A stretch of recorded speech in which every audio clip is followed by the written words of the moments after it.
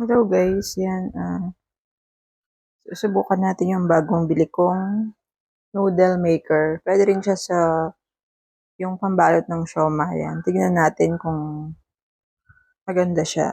Ayan, medyo mabigat siya. Dahan-dahan lang pag tanggal sa box. Mabigat talaga siya. And, ayan, pinunit ko na siya sa gilid. Ayan yung mga gamit niya, yan yung manual. Bali Chinese kasi yung manual niya, so yun, titignan na lang natin kung paano siya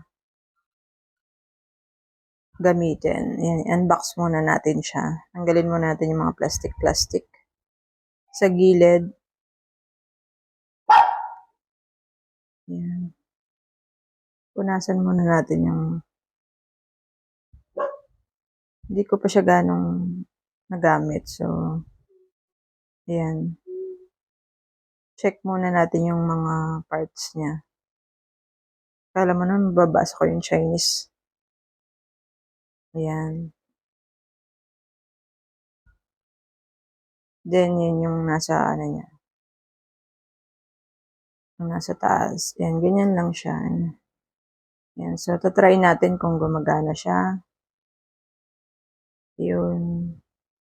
So, yun, umiikot naman siya. Medyo maingay lang konti, pero okay naman siya.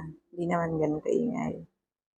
Tapos yung kanyang on and off switch ay Chinese din. So, talagang kakapain mo lang siya. Yan. Yan pala yung pang-adjust niya, yung red sa taas, pang-adjust niya kung gaano kakapal. Iikot mo lang siya or kung gaano kanipis. Tapos yung sa baba, yun yung noodle cutter niya. Yan, tinatry ko siya uli kasi bago lang siya. And then, yan. Tanggalin muna natin yung mga plastic bago natin itry gamitin para hindi sumama yung mga plastic pag ginamit natin dun sa dough. Ayan, yung on and off niya. Yung off niya yung gitna, then yung sa taas yung para ma-roll yung dough. Sa baba, pabalik yung ikot eh. Hindi ko alam kung paano siya gamitin. Yung pataas lang yung on. Then yan, tatanggalin natin yung plastic ng lagayan ng dough. Para matry natin mamaya. Ayan siya, oh. Maganda naman siya. Bali yan, ginamit ko na yan, sample lang yan. Hindi ko yan siya kakainin kasi medyo maitim pa yung, parang may mga oil pa yung machine yung pang noodle. So, parang pinasipsip ko muna yung oil para luminis din siya. So, ayan.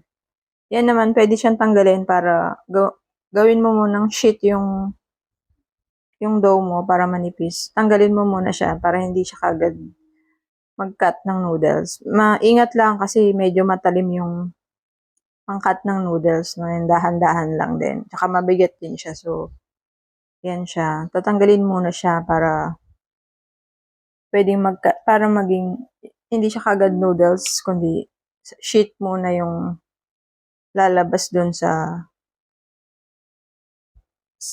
dough, sa roller. And pag gusto mo ng empanada or siomai wrapper, yan, pwede yun. Tatanggalin mo lang siya. Yan, nililinis ko din muna siya para mawala yung mga nakasiksik na dough na.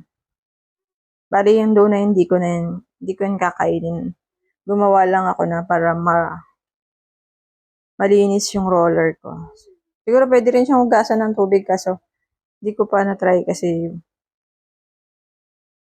hindi ko pa ganong gamay. So, yan muna yung ginawa ko. So, nakikita nyo, gumagamit ako ng towel sa gilid kasi medyo matalim yung pag hinawakan mo siya. Kaya ingat lang. Pero overall, okay naman. Maganda yung cut niya, lalo na yung noodles. Pwedeng sobrang nipis yung sa ramen. Maganda siya and satisfied naman ako sa binili ko. Nasa 4,500 plus yan sa Shopee. King Kong yung tatak niya eh. So, yun. Tingin ko magiging okay naman siya. Yan, nililinis ko lang siya. So yun, okay naman po siya and salamat po sa panonood. Please like and subscribe. Thank you. God bless.